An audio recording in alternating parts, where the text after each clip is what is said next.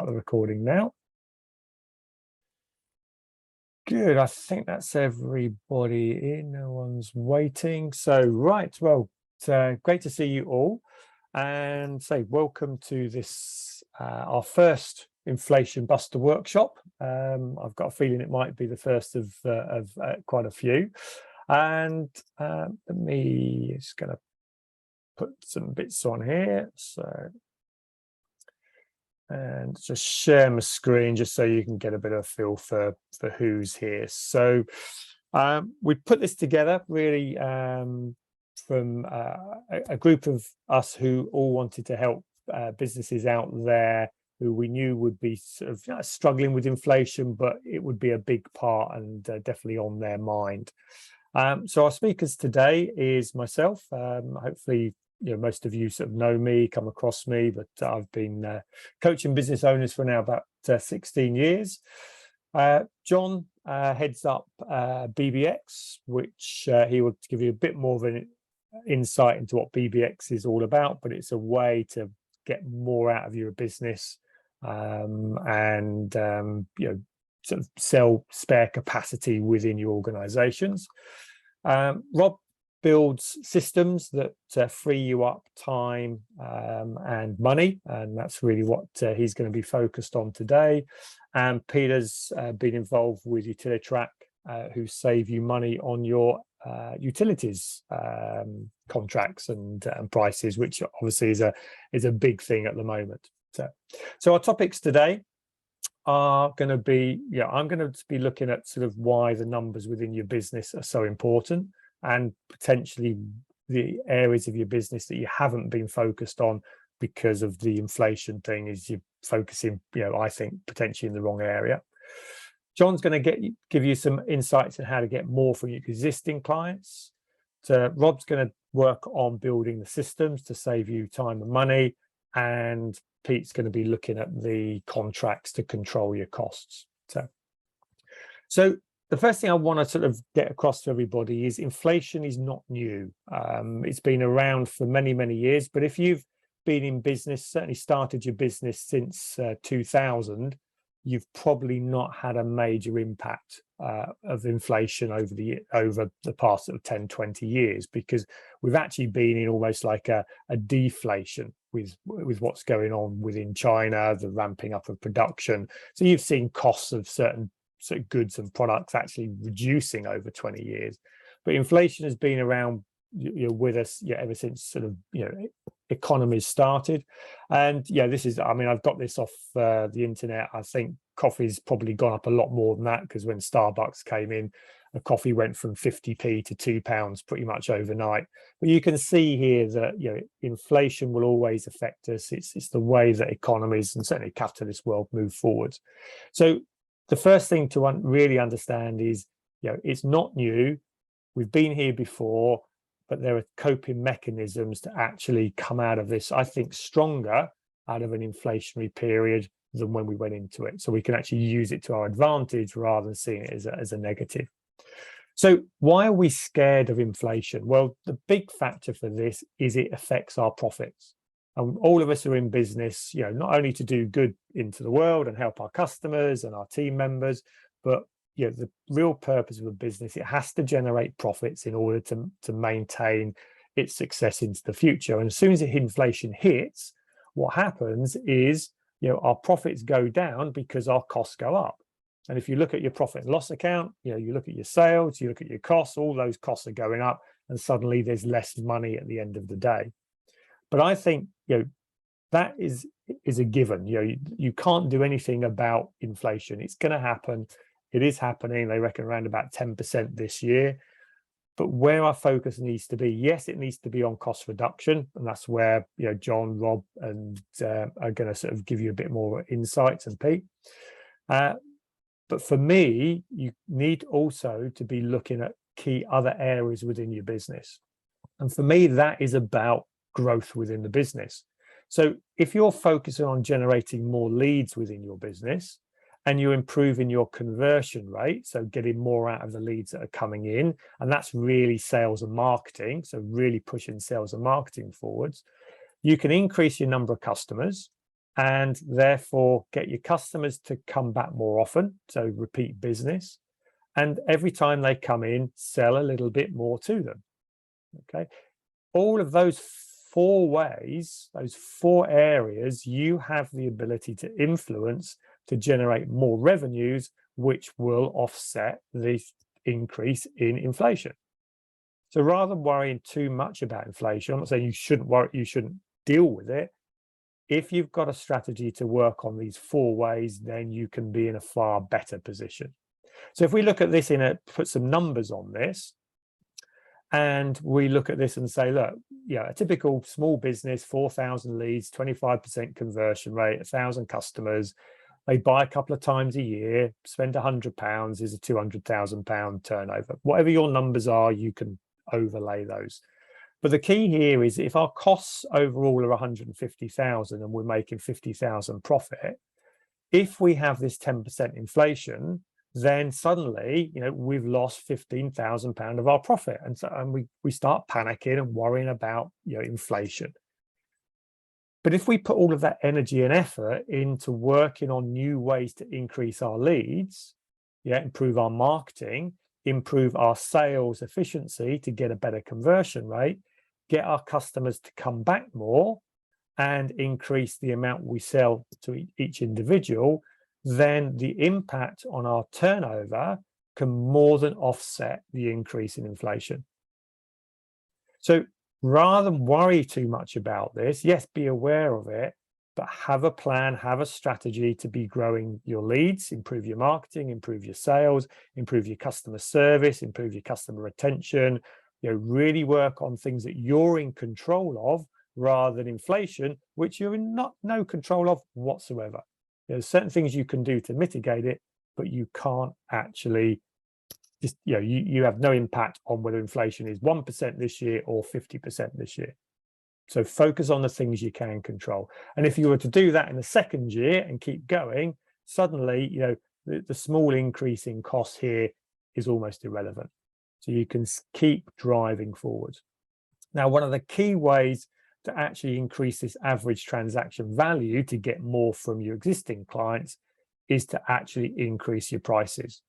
Now, increasing prices is what drives inflation anyway. So, but if you delay too much in increasing your prices, then you're going to get left behind. And when inflation starts to drop, suddenly you want to increase your prices, your customers are going to find that a bit of a bitter pill to swallow. So I'm saying to all my clients now, wherever possible, and it doesn't have to be across the line, it could be in certain sectors of your business, look to put your prices up well in excess of what inflation is. If inflation is 5%, put them up by 10%. But the biggest thing with putting prices up is there's generally a fear, a fear that if I put my prices up, my customers are going to leave. Now, if anyone understands what fear stands for, it stands for false expectations appearing real. So we believe that they're going to actually leave, but when we actually look at it, and if we really know our numbers, what we find that if we just increase our prices by 10% and your gross margin is about 30%, you would have to lose 25% of your customers. That's a quarter of your customers would have to stop buying it from you because you put your prices up by 10%. Now, from experience, that doesn't happen. And certainly in an inflationary world, where are they going to go? Because if they're going to buy from competitors, chances are those competitors are going to be under the same challenges as you are.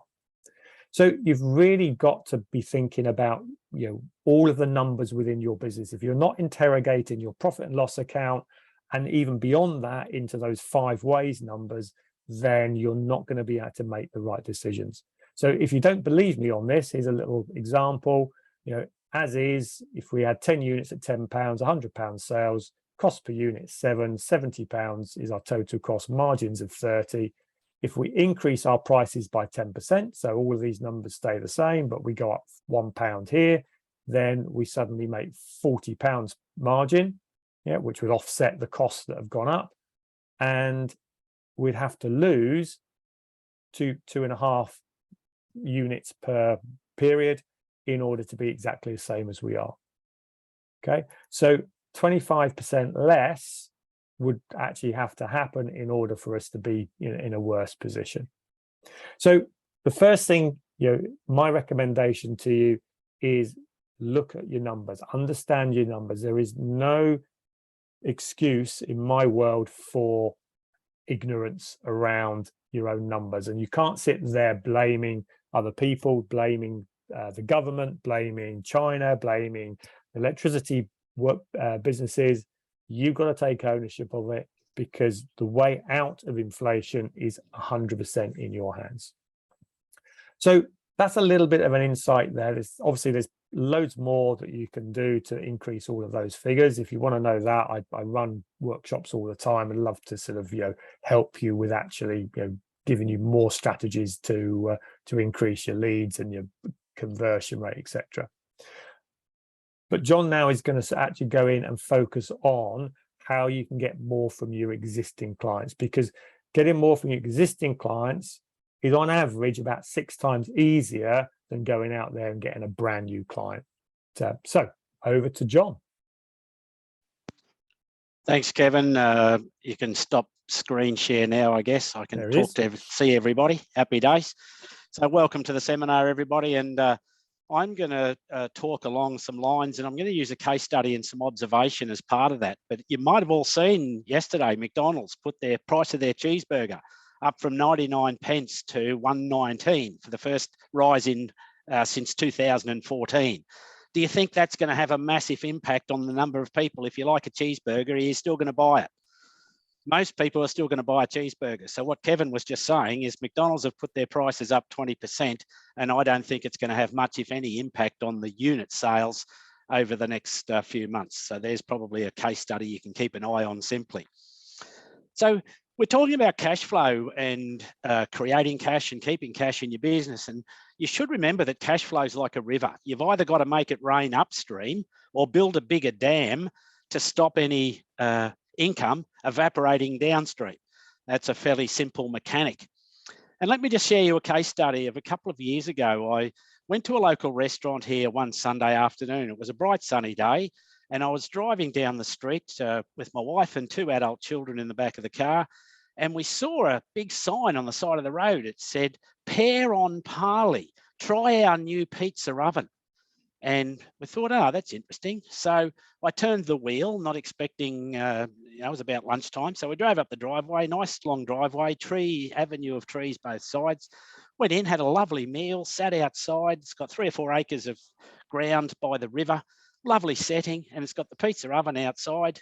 We were greeted at the door, ordered our meal. The waitress came along in the normal manner and said, "How did you like the meal?" Yeah, and those annoying times when you've just had 2 or 3 bites, but that's another matter.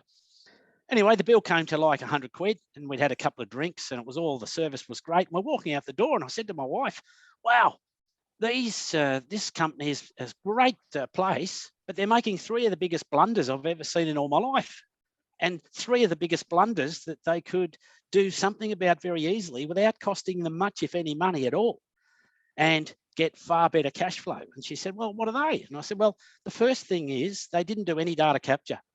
So to this day, and that was 3 years ago, they haven't got the faintest idea who we are, how to contact us, an email address, and other things that a restaurant could do. And you can apply the same thing for your business. What's the sort of data that you need to capture from the people that are already doing business with you that might be useful later on down the track?" Now, if they'd have just taken my core details, perhaps my phone number and my email, my month of birth, what could they have done? Well, they could direct the marketing next year, a month before my birthday, and say, "Hey, if you want to come back, I'll do something special for you. Did you enjoy the thing last time?" They can now market to me. So that was the first thing. How many? Just a quick show of hands. How many people into the last restaurant they went to, the restaurant captured their details, including email, and then marketed to you? Did anybody? 1 person. Yep. So there's a case in point. The second blunder that they made is that they didn't ask me what my buying motivation is. And I'd urge everybody, and it doesn't matter what sort of business that you run, to understand the buying motivation of what makes a client do business with you. Now, you might get some funny answers to this. So in my case, I saw the big sign, new management, pizza oven. I thought I'd drive up the driveway. So the actual sign in the pizza oven caught my eye. I've worked with another chain that had of restaurants that had little pretty flower boxes. I worked with them for 90 days and we were doing buyer motivation.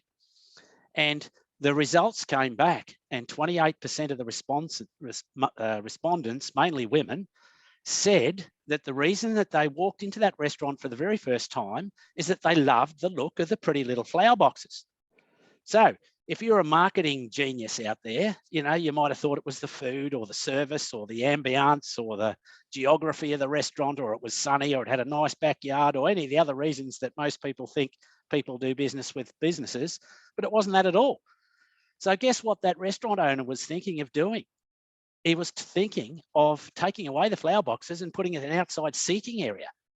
Now, when his turnover had gone down by 28%, 6 months later, he would have been blaming Brexit, the weather, inflation, other reasons that were totally unrelated to why. So I'd urge everybody to understand the why your customers, and the only way you can do it is ask them, what was the motivation you did business with me? And then put them into categories. Now, if you understand the buying motivations. Thank you so much. Vinny, that's it. If you understand the buying motivations, then you can direct your marketing, because too many people spend too much of their marketing like this. They send it out into the ether and hope that the message works without directing it, without any thought behind the marketing message. So what's the third blunder that they made? Was that they didn't give me an invitation to return. Now, any marketing person you talk to, they will speak about a call to action. Have you all heard about a call to action? Happy days, excellent. So what was the restaurant's call to action to make me do something another time? Nothing, because they didn't know who it was and they didn't know why I went there in the first place. So during the course of the meal, I'd paid 100 quid for 4 people, which was reasonable, but it included a 28-pound bottle of Marlborough Sauvignon Blanc, which my wife likes, and what my wife likes, she gets. That's how to keep a happy life. And how much do you think that cost them at the wholesaler? 4, 5, 6 quid tops. So if they'd have given me an invitation a month before my birthday the following year, saying, John, come back, bring one person with you, and we'll give you a lovely bottle of that Marlborough Sauvignon Blanc as a bonus. Now, what have they done there to cash flow? They've given me, in all terms, maybe a 5 or 6% discount, but not by giving money off, but by adding value, which is the other important thing in this message, is that if you want to add value, you can maintain or increase your price, which is what Kevin was just talking about. So rather than giving people a straight discount, which comes straight off your bottom line, it's money straight out of your bank account. Never discount, always add value. Now, to me as the punter, I'd paid a £100 bill. If I'm getting a 28-pound bottle of wine for my return, I think that's not too bad. I'm getting 28 quid's worth of value here as the customer. What's it costing the restaurant? 5 or 6 quid, which is nothing off a £100 bill. You all get my my point along those lines. So my advice would be is that if you all in your restaurant, figuratively speaking, figure out do the proper data capture, which I'm sure most of you do already, unlike restaurants, but focus on the buying motivation and then work out something that you can provide to add value to get your customer to come back and do business with you that doesn't cost you the same amount of money, like in the example I've just used. And I'm sure everybody will have an example of some kind that they can use along those particular lines. So that was all about the restaurant. And I speak about this, I make a little shameless plug for my latest best-selling book, which is Business Blunders and Bloody Great Ideas. It's the story of why 50% of people in business survive despite their best efforts not to, and the other half fail. It's all the dumb stuff that you see people do when you think if they just adjusted the knob a little bit, you could make a whole lot more sense in running the whole business and how it operates. The other quick little thing I'm going to share today is about spare capacity. And that's the ability, by definition, to increase your sales without increasing your incremental cost. So let me walk by that with an example. let's say you owned a hotel, and for the sake of the math, you had 100 rooms and you sold every room for £100 a night. Then mathematically, you can do 10 grand a night in revenue. Is everybody with me? Now, if you've got a 70% occupancy, that means you've got 30 rooms that are not sold last night. Now, you've sold 7,000 rooms, so you're doing okay. You're paying all your bills and paying your overhead. But if you just sold a couple of more of those rooms in some manner, then you're turning your business into a more profitable business by capturing the hidden asset in your business, which is its spare capacity opportunity. Now, every business there's a formula that you can work out, whether it's you sell time or whether you sell stock or whether you sell product or you make stuff. There are communication and calculation tools that can work out what the spare capacity opportunity is in your business. So if I looked at this hotel and I saw that it had, a 7 million turnover and it could have been 10, that tells me that 3 million is the spare capacity opportunity. So I would then, if I knew that number, and I know Kevin likes his numbers, if I know that that number is, I then can go and do something with that spare capacity. Now, people say, well, John, if I knew what to do with that spare capacity, it wouldn't be spare. I would have already sold it. And I say, well, yeah, that's one thing, but how much would it cost you to increase the sale? If you sold one more room, would the receptionist get paid more? No. Would you have would the rent go up? Would the rates go up? No, no. So the only cost in servicing spare capacity in the hotel example is a bar of soap, a squirt of shampoo, and egg and bacon for breakfast. So knowing that, what could you do? You could give a room away. Now, what impact would that have? Well, if you gave a room to somebody, they could come and drink at the bar, eat in the restaurant, and that could turn, an empty room can't eat in anything and can't provide you any revenue. So they could donate it to a charity, and that would achieve the same thing. It would also achieve a couple of marketing opportunities. First of all, the person that was going to stay in another person's hotel and run the risk of liking it is now staying in yours. So you risk the opportunity of getting a nice positive testimonial, and a spare bed can't do that, I can tell you. The other thing is that you've got taking a bit of business off a competitor. So there's plenty of stuff around it. I've got it in more form. If anyone wants to follow up in those sort of terms, then they're the things. So the summary is, do something with your spare capacity, and first of all, measure it. The other is understand the buying motivation of why people do business with you, and then add value and give them a chance to return. I'll put my details in the chat, and if anybody wants to link in and connect with me or follow up in the future, please, you're welcome to do so. Brilliant. Thanks, John. No, really, some really good insights there. I've put John's best-selling book up on the chat box there, so if anybody wants to grab a copy of that, it is available on Kindle and paperback. I'd like to say in all good bookstores, but it's on Amazon, so that's good enough for most people. And but yeah, that whole thing of again, understanding your numbers, understanding what your spare capacity is, and every business has its version of that. Okay, John's used the examples there of hotels, but I have spare capacity within my sort of coaching business. Everybody has the ability to do more. It's being clever with that and understanding how to market that and what the upsells and cross sells could be as a result. So appreciate that, John. Thank you very much. So, good. So that brings us on then to systems within the business. How do we actually, if inflation is going to be rampant for the next year, 2 years or so, we saw that this morning about the strikes and people sort of striking for wage increases. And that's obviously, if all the prices are going up, if you're putting your prices up, if you sell to retail, that's going to put pressure on wages across the board to go up as well. Now, I think we should be paying our people, top dollar, expecting the best out of them. But there comes a point where, our productivity can actually increase by having better systems and processes in. And the statistic that always comes out of the UK is we have the worst productivity in Europe, if not the world. Now, I disagree slightly with that because I've looked at the way they calculate it. But what I do know is we could all be better. We could all do things that would save time and therefore save money. And as wages go up, money is going to be the key one. So Rob's going to give us a bit of an insight as to the areas you need to look at in your business in order to systemize and save that money and save that time. Over to you, Rob. Thank you very much. So yes, as Kevin said, I'm going to cover sort of 3 areas: just how to build systems to save time and money, how much you can actually save, and what areas are the best to look at systemizing. So in terms of how to build a system, the first thing you need to do is find out what you need. You need to think about it, you need to talk about it, and you actually need to involve the right people inside your organization.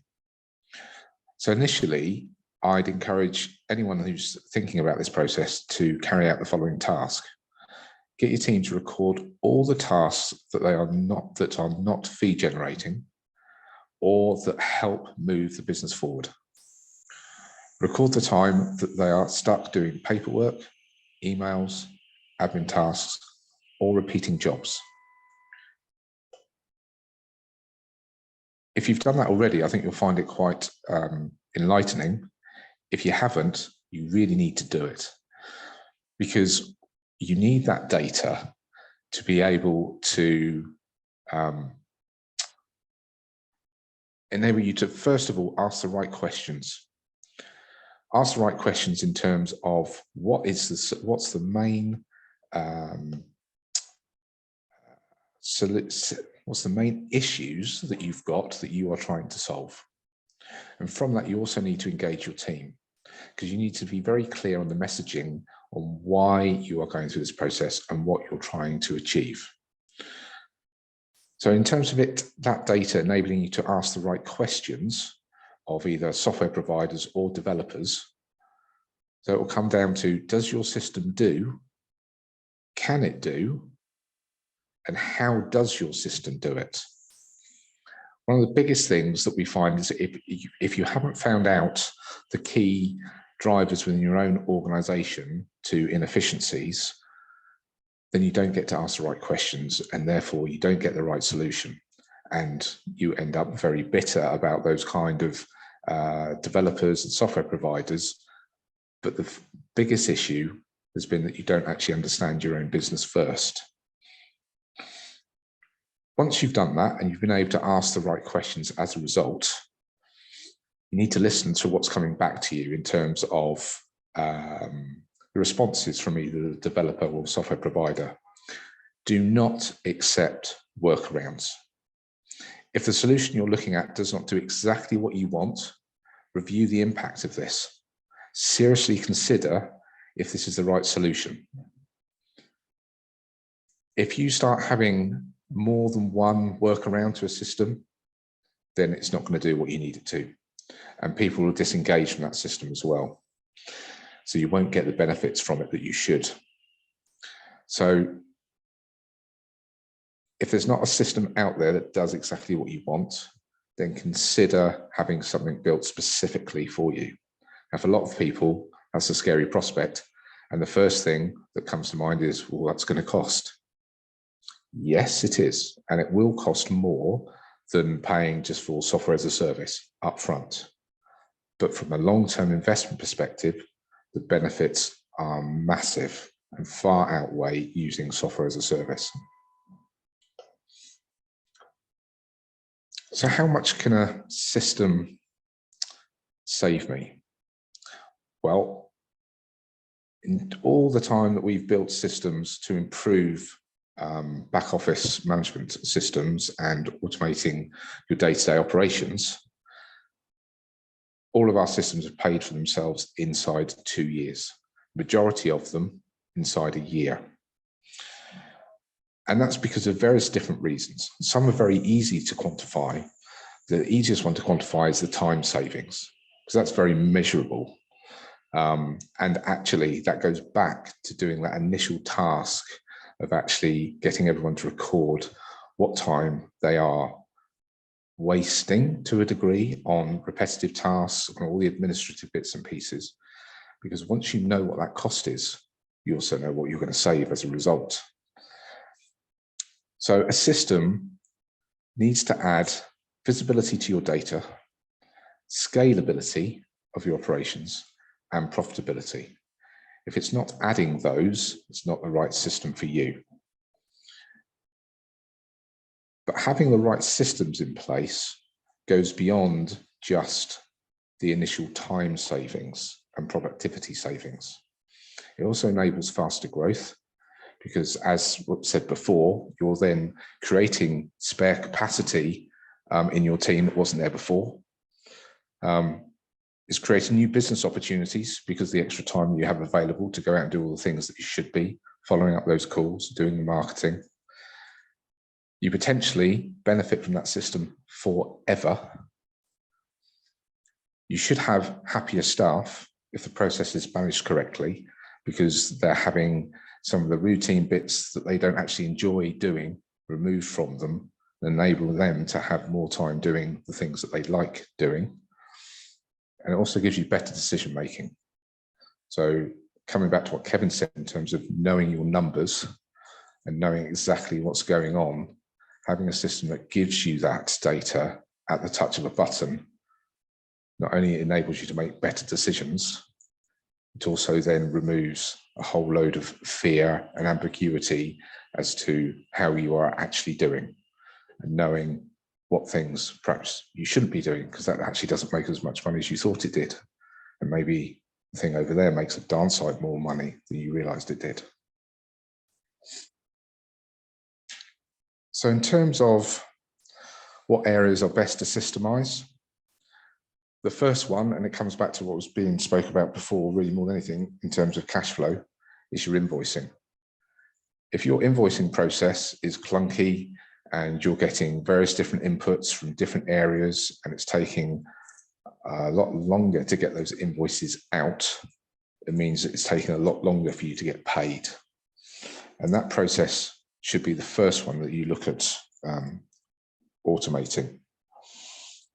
Beyond that, it depends to a degree what kind of business and sector that you're in. But certainly automating any kind of process that's repetitive, any kind of process where you're getting inputs from either different areas or different people. Because the last thing you want is people trying to feed into the same kind of Excel spreadsheet's a great example.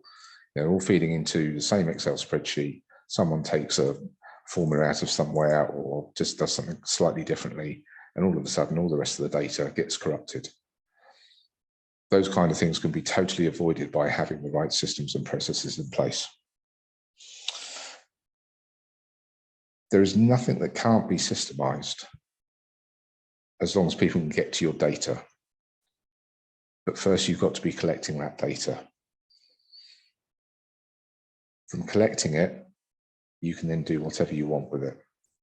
But concentrate on the areas that are easy to automate first, the things that you can identify from going through the very first step of what are the repetitive tasks that you do on a day-to-day perspective that your staff find frustrating. And once you've done that, you can then build from there and look at other systems and processes that can be incorporated and add further benefits to your organization. So coming back to something else that Kevin just said right at the beginning in terms of fear, generally the barrier to most of these kind of things is fear, because people have false expectations that then appear real. This is not a scary process. It's just something that you need to take control of at the outset by getting to know your business and exactly what your sticking points are. Once you do that, the rest you can manage and ensure you're getting the right responses from the providers that you're talking to. That's it for me. Brilliant. Thanks, Rob. And I think, yeah, the big bit that I picked up on was the time aspect, that in business, and certainly, yeah, a smaller business, we have two assets. One is money and one is time. Yeah, and the key to the money is if you spend money and you've got time, you can earn your money back. Yeah, once time is gone, no amount of money will ever buy that time back. And I see too many businesses delaying their growth, delaying the ability for them to drive forwards because they're not willing to invest in their systems and processes which unlock the potential for growth. And they're sitting there going, well, you can't get good people. I can't get people to replace me. Well, no, you can't, because you're doing 100 things and you've got 10 years knowledge of your business. If you can get that knowledge out of your head into a process, yeah, then you can have lower skilled people to actually run your business for you. And coming back to John's point about McDonald's, if anybody's watched The Founder, of the Ray Kroc story, how he built the McDonald's empire, you'll see there exactly what he did. They de-skilled the ability to make, you'd like to say a perfect hamburger. I think it's far from perfect now, but a good hamburger through systems and processes. And that's a key thing. If you want to avoid inflation now and in the future, then have systems, because a computer does not come to you and say, can I have a pay rise? That's it. Can I just say two quick things on that, just to share with things? So one thought is that if you focus on things that you enjoy and are great at, you will get far better productivity. So if you can outsource to systems all the stuff that you don't like and you spend forever doing, then that's a good step.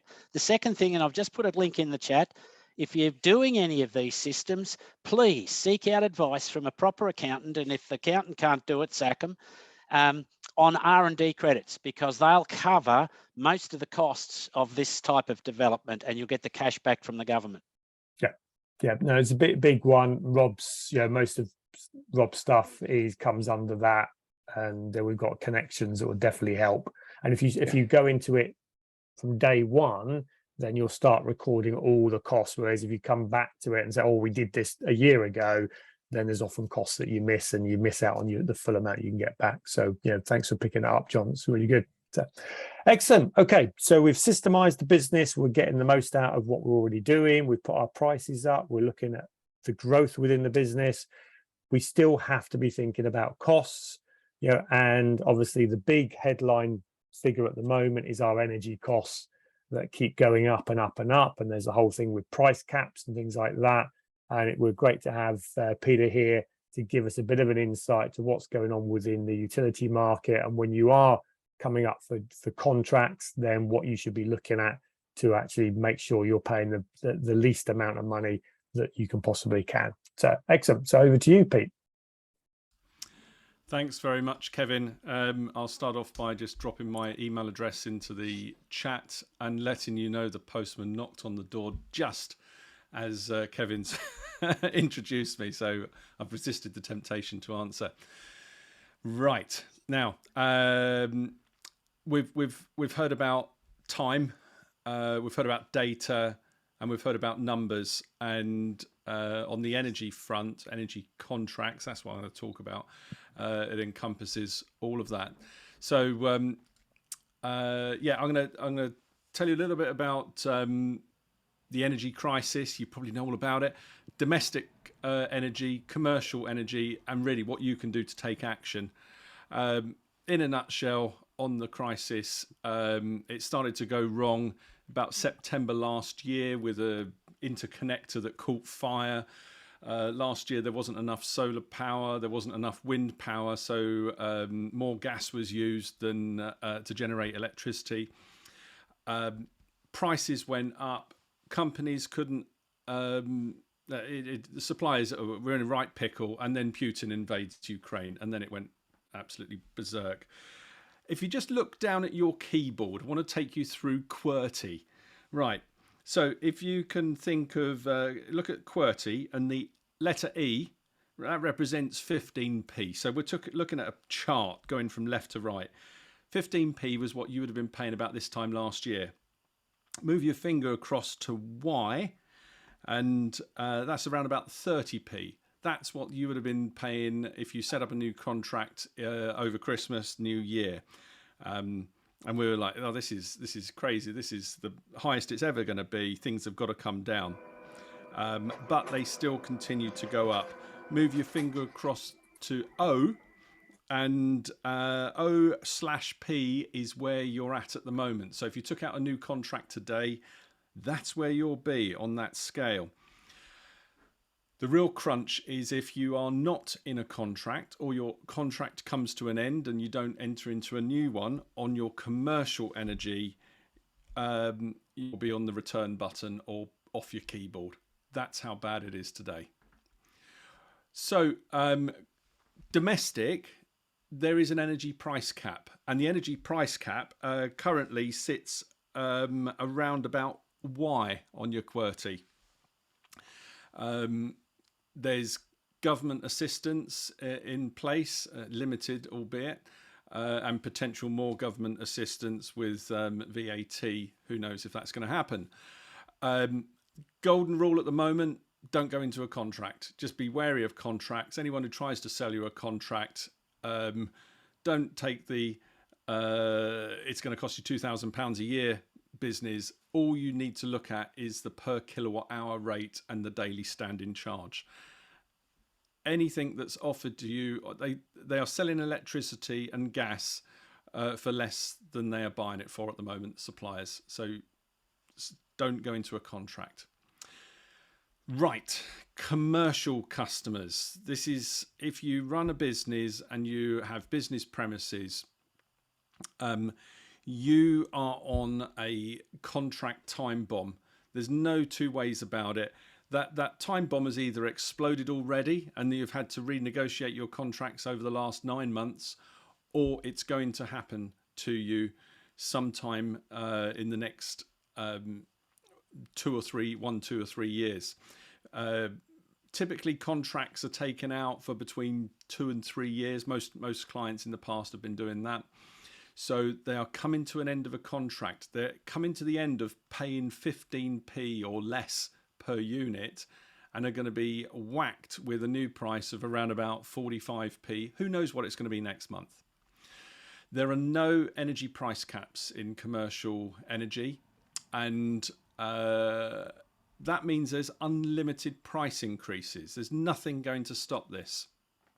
This is having a huge impact on inflation because those costs are being passed on. So, you know, if you're starting to feel that, I go back to Kevin's presentation about putting your prices up. If your energy contract is up for renewal, let's say November, you are going to hit a brick wall in terms of cost come November. So think about your prices now. It's going to happen. There is no government support yet for businesses.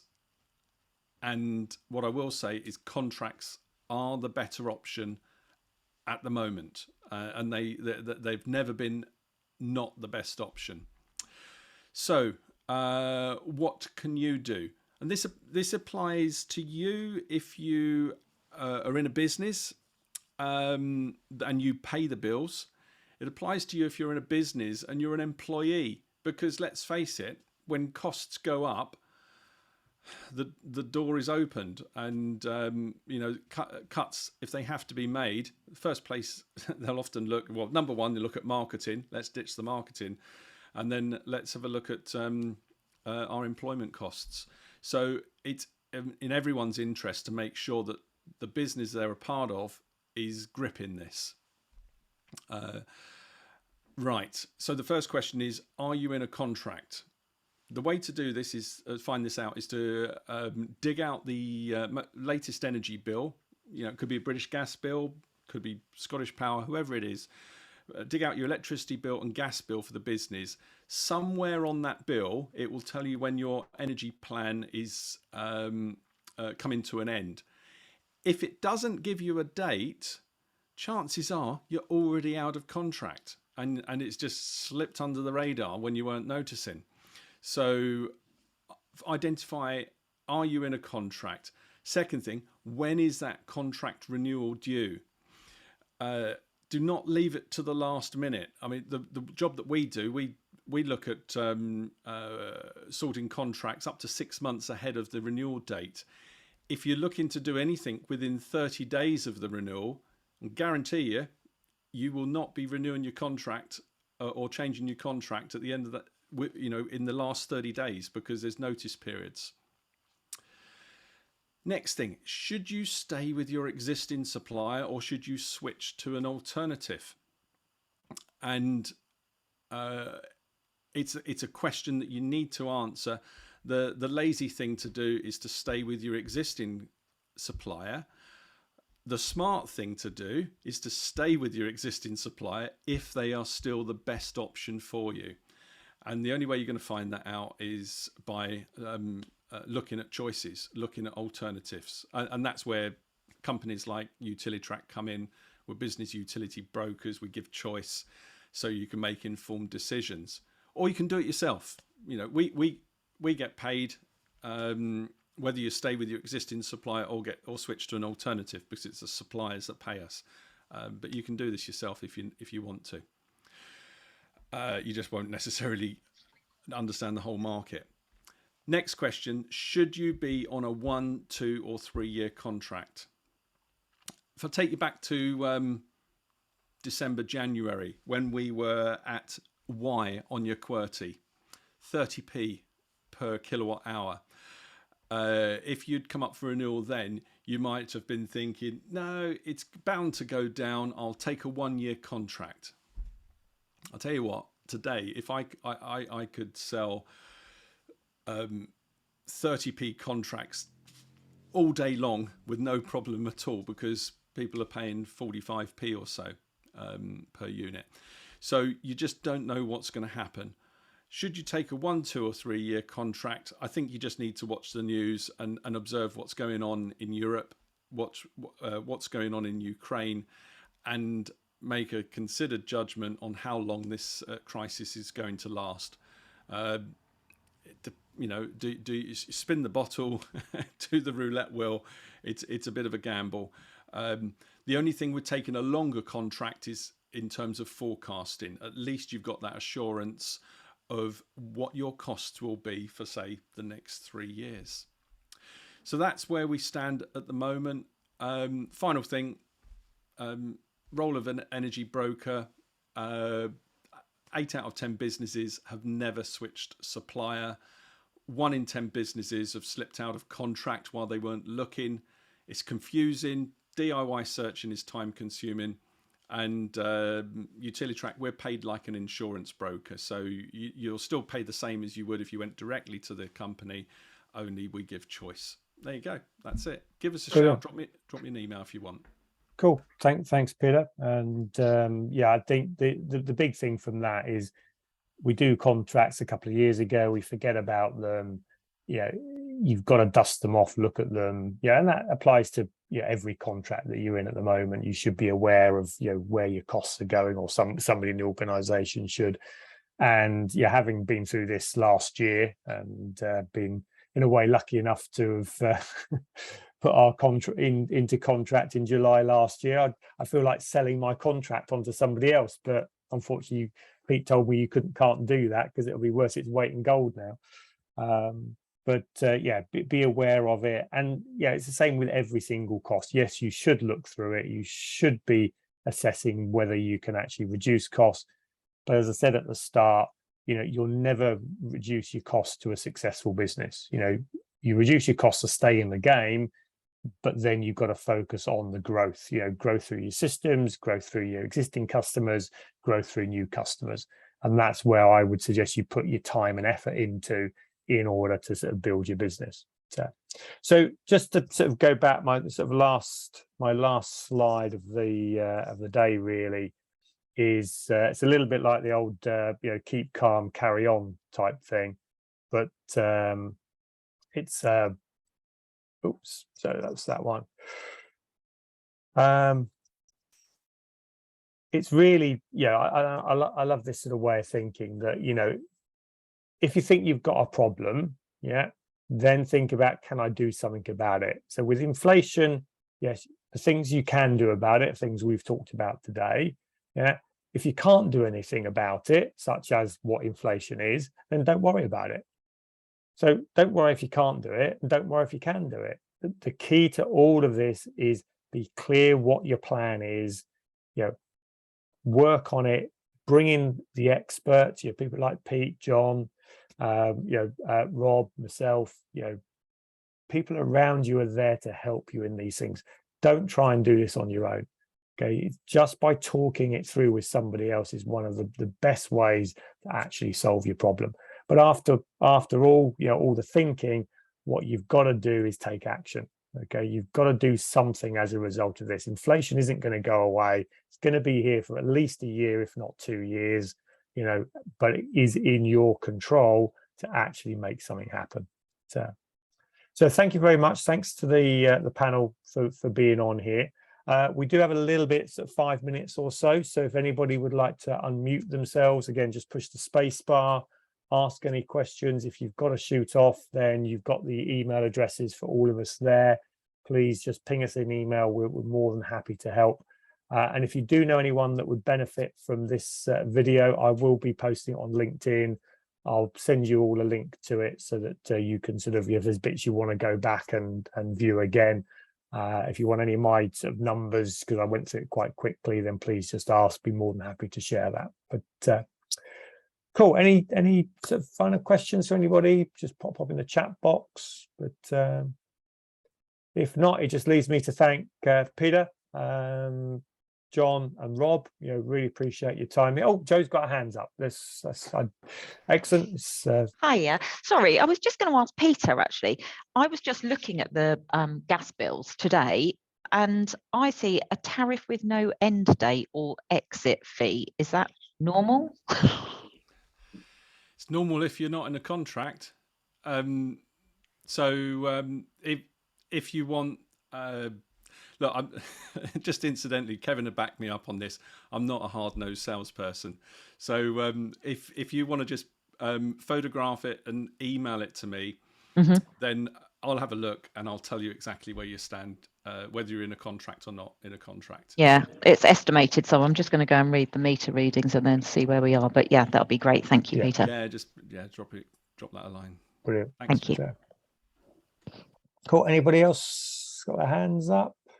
No. Cool. Okay. Well, look, say thanks to our panel.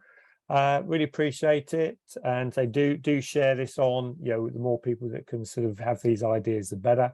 But otherwise, I wish you well with it, and enjoy the rest of your day. Take care. Bye for now. Thanks, everybody. Thank you.